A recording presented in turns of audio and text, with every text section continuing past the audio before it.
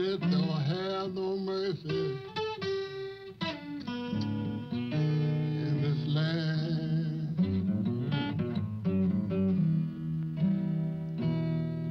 It don't have no mercy in this land. He was a towering figure, a fingerstyle master whose complex syncopations have influenced guitar players across 3 generations. A preacher in song who wrote spirituals that ring out with pain and power and faith. A teacher and mentor who preserved the musical roots of his own era and bequeathed them to ours.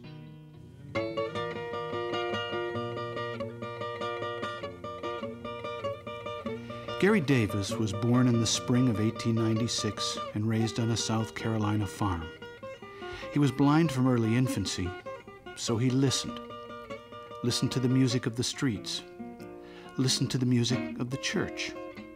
And when he was 7 years old, he taught himself to play the guitar. My mother said, that boy gonna be a musician. I said, I'm gonna buy him a guitar. I was 7 years old. She bought me a guitar. And it laid around the house about a week. She went to work that morning, left me with the guitar, and come back that morning, I was eating that guitar up. It just stayed around home a week. I've been playing ever since. That's right.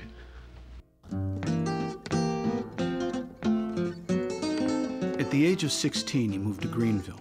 He joined a string band, played blues and ragtime on street corners, and practiced his skills. In 1927, Gary Davis moved to Durham, North Carolina. By then he was a full-time street musician, and by then he was also celebrated up and down the eastern seaboard as a player in the Piedmont style equaled only by a few. Legends like Blind Lemon Jefferson and Blind Blake. It was in Durham that he met Blind Boy Fuller, with whom he later traveled to New York and the studios of the American Record Company. Though he laid down 15 tracks, he was paid little more than his expenses. It would be almost 20 years before Gary Davis would enter the studio again. Because he was a man of faith, he had always mixed his blues and ragtime with the church hymns he'd been singing all his life. In the mid-1930s, some say 1933, others 1937, he was ordained a minister in the Baptist Church. From then on, he was the Reverend Gary Davis, and his repertoire was music of the spirit.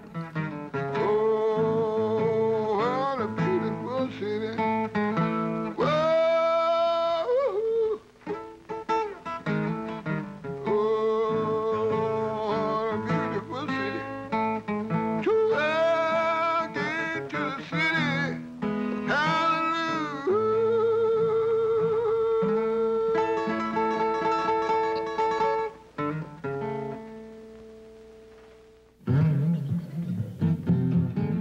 As a young man, Gary Davis had met and left a woman who had cheated on him.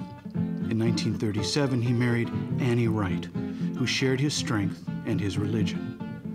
Together, they moved to New York, first to Long Island and then to Harlem, where Gary continued to play street music and became a minister at the Missionary Baptist Connection Church. Once again, he began to record, this time in earnest, for Folkways, for Prestige, and later for Vanguard.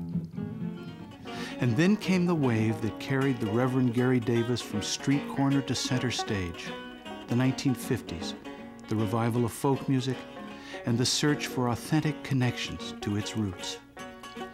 Suddenly, the Reverend Gary Davis was much in demand. He played coffee houses. He toured and performed at festivals, including Newport and Philadelphia. He was seen on television, and finally he began to win the recognition and respect that was long overdue.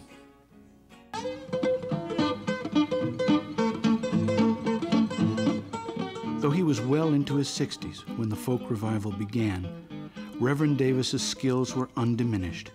He began to attract young players who came uptown to learn the intricacies of Soldier's March and Cincinnati Flow Drag.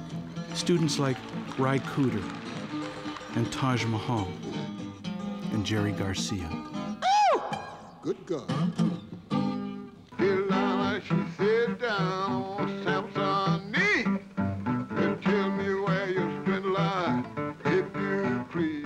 Though his students and audiences first came to him for his ragtime guitar and his earthy blues singing, he still considered his work to be primarily religious and sang them his sermons. Soon they were calling for his spirituals. There's a destruction in this land, 12 gates to the city, if I had my way.